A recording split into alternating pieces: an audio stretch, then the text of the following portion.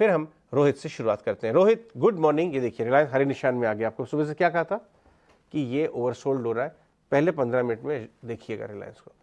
रोहित, ये दो बड़े कंट्रीब्यूटर रहे 3 दिन की गिरावट को, मैं आज की वीक ओपनिंग को भी काउंट कर रहा हूं, उसमें रिलायंस और एचडीएफसी का बड़ा हाथ था।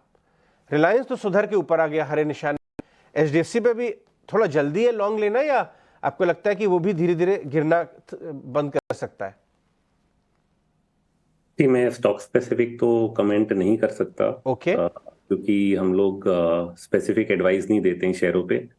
परंतु ये जो फॉल है, आई थिंक मच एक्सपेक्टेड या मच अवेटेड बोल सकते हैं। करेक्शन जो आना था वो कुछ हद तक आया है, बट हम ये नहीं बोल सकते हैं कि पूरी तरह कंप्लीट हो चुका है। शायद बीच बीच में शेयरों में सपोर्ट आए।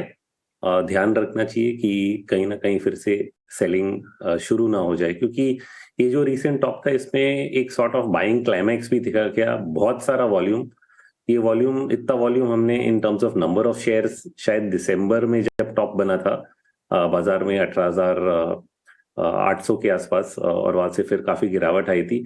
उस तरह का वॉल्यूम हम लोग देख रहे हैं आज कुछ हफ्तों में बाजार में। तो इस तरह का जब वॉल्यूम होता है तो उसको कूल ऑफ होने की जरूरत है, और इसलिए मैं सोच रहा हूँ कि जल्दबाजी की जरूरत नहीं है। बाजार को ठंडा ठंडा थोड़ा होने दो। सो फार जो रिट्रेसमेंट है क्लोज टू 50% शायद होने को आ रहा है निफ्टी में। 61% का लेवल करीब 19,600 के आसपास तक आएगा। तो वहां तक हम लोग अपने आप को ओपन रखेंगे कि वहां तक आ भी सकता है। वहां आने के बीच में क्या बाजार एक बार बीच में बाउंस देखा, वो सब शॉर्ट टर्म फाइन ट्यूनिंग जरूर करनी पड़ेगी, जो कि हम आज पूरे दिन इसको ऑब्जर्व करेंगे और इसके बारे में सोचेंगे। स्टॉक स्पेसिफिक नहीं, उसके अलावा भी बहुत कुछ है बात करने के लिए, तो हम आपका ज्ञान उधर से निकालते हैं। मुझे आप आईटी इंडेक्स का हवाला बताइए। आईटी इंडेक्स काफ़ी पहले ही बॉटम होके चलने लगा। आईटी इंडेक्स आज डेज लो पे है, लेकिन इसका 6 महीने 8 महीने का ग्राफ दिखाइए ज़रा डायरेक्टर साहब। और अगर विदिन देखें तो कई स्पार्क्स हैं। टेक महिंद्रा हरे निशान में है। आईटी, ये देखिए आईटी इंडेक्स पहले ही घट गया था और वहाँ से 3 महीने में ऑलरेडी 4,000 पॉइंट 15% लगभग चला हुआ है। आईटी के large cap versus small cap या आईटी इंडेक्स पे अपना व्यू दीजिए। क्या ये स्ट्रांग है? क्या यहाँ पे आप पुल बैक्स में खरीदारी करेंगे? जरूर। टाइम फ्रेम का सिर्फ फर्क है। मैंने जो पहले निफ्टी पे भी बताया और आईटी इंडेक्स पे भी बोलूंगा, आईटी इंडेक्स ने डेफिनेटली लॉन्ग टर्म जो बॉटम है वो बना लिया है। जो उसका करेक्टिव फेज था, अंडर परफॉर्मेंस का एक पीरियड था, वो शायद खत्म हो चुका है। मई जून के बाद हम लोग इसमें परफॉर्मेंस देखना शुरू कर चुके हैं, और ये शायद परफॉर्मेंस कई महीनों तक चलेगी आईटी इंडेक्स में। बट इसका मतलब ये नहीं कि शॉर्ट टर्म में करेक्शंस नहीं आ सकते। तो अभी 3 दिन से गिरावट आ रही है, क्या ये 4-5 दिन और चल सकता है? ये ध्यान देना पड़ेगा। इमीडिएटली बोलना मुश्किल है, क्योंकि अभी भी आईटी इंडेक्स जो है अपने 20 डे एवरेज से थोड़ा दूर है। कभी कभी सपोर्ट लेता है, कभी कभी उसके नीचे भी थोड़ा जाके रिट्रेसमेंट लेके फिर सपोर्ट लेगा। तो जरूर IT index bye on dips बनता है, बट किस लेवल पे उसको हमें ध्यान देना है वो जरूर रिट्रेसमेंट्स के हिसाब से, मूविंग एवरेजेस के हिसाब से पकड़ना पड़ेगा। बट लॉन्गर टर्म इसमें जो परफॉर्मेंस हम लोग अब देख रहे हैं वो शायद कंटिन्यू रहनी चाहिए। मॉर्निंग रोहित, हमने देखा कि जितने भी पब्लिक सेक्टर बास्केट्स थी और वो जो पीएससी इंडेक्स है, चाहे वो एनर्जी बेस्ड हो, ऑयल बेस्ड हो, पावर बेस्ड हो, या फिर रेलवे सेट ऑफ स्टॉक्स हो, उनमें अच्छी मूव थी। अब भी आप देखें थोड़ी सी रेजिलेंस ऊपर आए हैं एनर्जी पैक के स्टॉक्स भी। पीएससी इंडेक्स आने वाले समय में कैसा परफॉर्म कर सकता है? क्या उसकी चाल कंटिन्यूड रहेगी? अगर मैं पीएससी इंडेक्स में 2-3 साल का व्यू लूंगा तो शायद I would still be bullish. परंतु मैंने कुछ देर पहले बाइंग क्लाइमैक्सेस की बात की, और ये buying climaxes specifically PSU banks और पीएसयू स्टॉक्स में देखी गई है, जहां पे वॉल्यूम बहुत ही भयंकर ज्यादा हो गया। तो जब बहुत ज्यादा वॉल्यूम हो जाता है और प्राइसेस भी चल रही है, तो इट इंडिकेट्स कि हम लोग कहीं ना कहीं एक मीडियम टर्म टॉप के पास आ रहे हैं, जो कि 1-2 महीने तक भी शायद ना निकल पाए। इस तरह का एक पैटर्न है।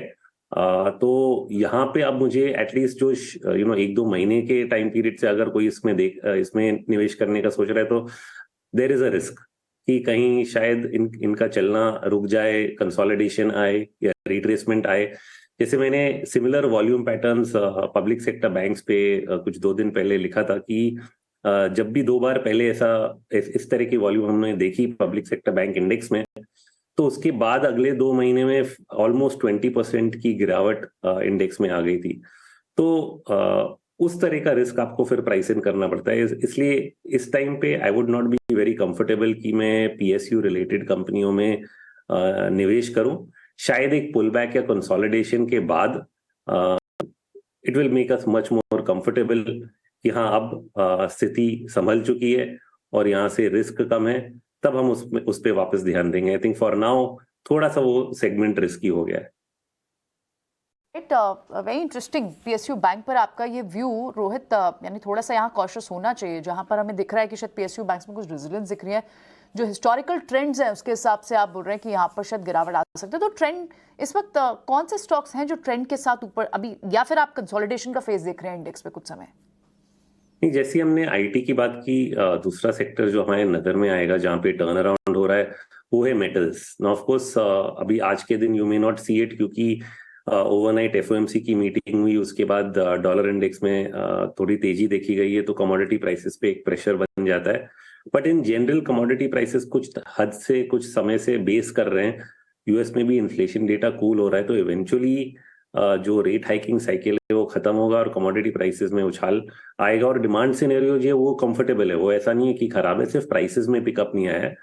तो I think metals is a second sector जहां पे जब भी डिक्लाइंस आते हैं एक अपॉर्चुनिटी है लॉन्गर टर्म इन्वेस्टमेंट करने का, and I think risk is less over there in the short term.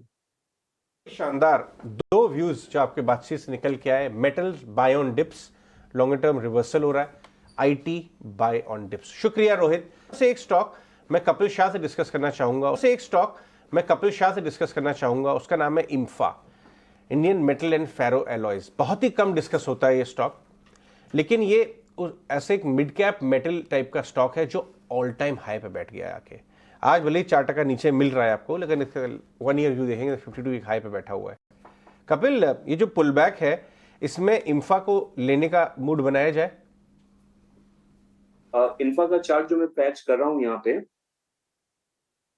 तो स्टॉक में 393 के लेवल पे यहाँ पे चल रहा है। स्टॉक प्राइस की मोमेंटम काफी अच्छी ही हमें देखने मिली हुई है रिसेंट कॉन्टेक्स्ट में, लेकिन फिलहाल कुछ टाइम से कंसोलिडेशन पैच में चल रहा है, लेकिन शॉर्ट टर्म से लेके लॉन्ग टर्म मूविंग एवरेज सभी अपवर्ड स्लोपिंग में है। एक बार ये स्टॉक का जो ऊपर का जो रेशियो है जो काफी दिनों से चल रहा है 407 के लेवल के अराउंड, उसके ऊपर एक ब्रेकआउट हमें देखने मिल जाता है, तो बाद में स्टॉक की एक कंटिन्यूटी हमें ज्यादा ऊपर में देखने मिलती है। और उसके नेक्स्ट बेस्ट रेशियंस नियर बाय कोई रेशियंस नहीं आ रहा है, लेकिन उसका नेक्स्ट बेस्ट रेशियंस बाद में तो 462 के ही लेवल हमें देखने मिल रहे हैं। 407 का एक इसका इमीडिएट हर्डल है। अगर ये लेवल इसके ऊपर क्रॉस नहीं करता है और उसके पहले थोड़ा सा कूल ऑफ आ जाता है, तो स्टॉक अपने अपर बैंड पे है, तो लोअर बैंड इसके कहाँ पे 375 के लेवल के यहाँ पे होती है। तो एक कंडीशनल अप्रोच ये रहता है कि ये स्टॉक किफायती हो जाएगा 375 के लेवल के यहाँ पे, या फिर स्टॉक 407 का लेवल पार कर देता है, तो वहां पे एक पॉजिटिव ब्रेकआउट हमें देखने मिल सकता है। इम्फा पे व्यू। कुछ